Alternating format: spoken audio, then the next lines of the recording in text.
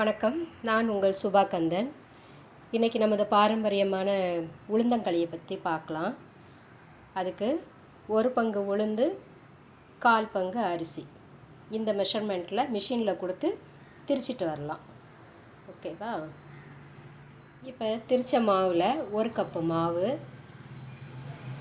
1/2 cup நல்லெண்ணெய், இந்த 1 cup அளவுக்கு கருப்பட்டி எடுத்து வச்சுருக்கேன், 2 ஏலக்காய், சுக்கு, அவ்வளோதான்.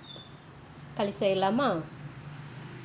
முதல்ல இந்த 1 கப்பு மாவு எடுத்தோம்ல, இந்த 1 கப்பு மாவுக்கு கருப்பட்டியும் இந்த 1 கப் எடுத்துருக்கோம். இதுக்கு 1.5 மடங்கு தண்ணி ஊற்றணும். முதல்ல அதை வடிகட்டி எடுத்துக்கலாம், கருப்பட்டியில் உள்ள தூசி எடுக்கிறதுக்கு.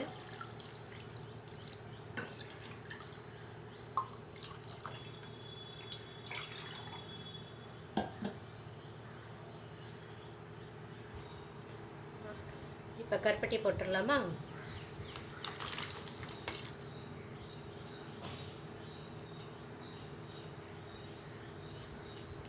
பாகுபதம் வேண்டாம், கரைஞ்சா போதும். கரைஞ்ச உடனே வடிகட்டி எடுத்துக்கலாம். நல்லா கரைஞ்சிருச்சு. அடுப்பை ஆஃப் பண்ணிடுறேன். இப்போ எந்த பாத்திரத்தில் களி பண்ண போகிறீங்களோ அந்த பாத்திரத்தில் இதை வடிகட்டி எடுத்துக்கலாம்.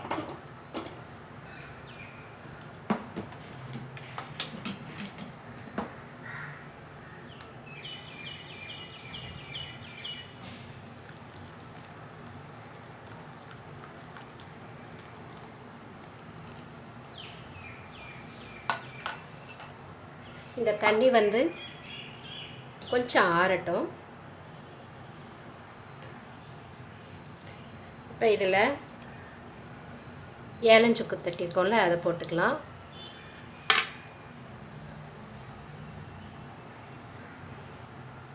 சால்ட் கொஞ்சோண்டு, ஒரு 1/2 பிஞ்ச் போட்டு அடுப்பை பற்ற வச்சிடலாம்.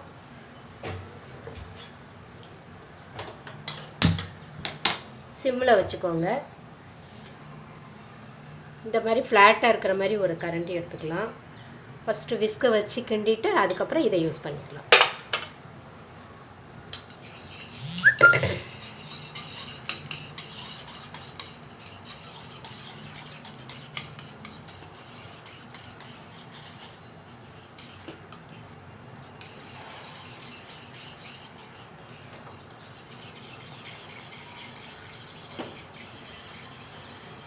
இந்த 1/2 கப்பு நல்லெண்ணெய் எடுத்துக்கோ, அதில் ஒரு 1/2 பங்கு மட்டும் விடுங்கப்போ.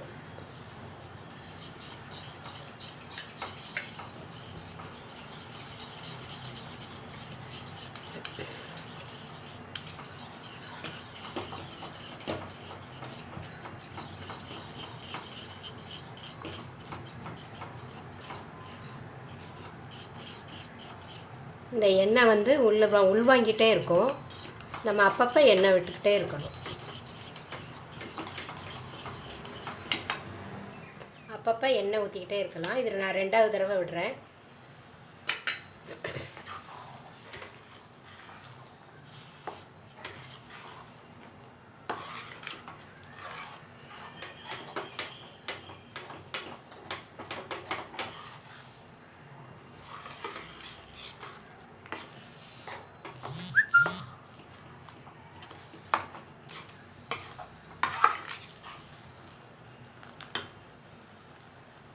எடுத்து வச்ச எண்ணெய் எல்லாத்தையும் ஊற்றிட்டேன். நல்லா வெந்துருச்சு. பெண் குழந்தைங்களுக்கு, பசங்களுக்கு கூட கொடுக்கலாம். மந்த்லி ஒரு தடவை கொடுக்கலாம். பிடிச்சிருந்தா அடிக்கடி சாப்பிட்லாம். அவ்வளோதாங்க. அடுப்பை ஆஃப் பண்ணிடுறேன். களி ரெடி. இந்த வீடியோ பிடிச்சிருந்ததுன்னா லைக் பண்ணுங்கள், ஷேர் பண்ணுங்கள், சப்ஸ்கிரைப் பண்ணுங்கள், கமெண்ட் பண்ணுங்கள். நன்றி.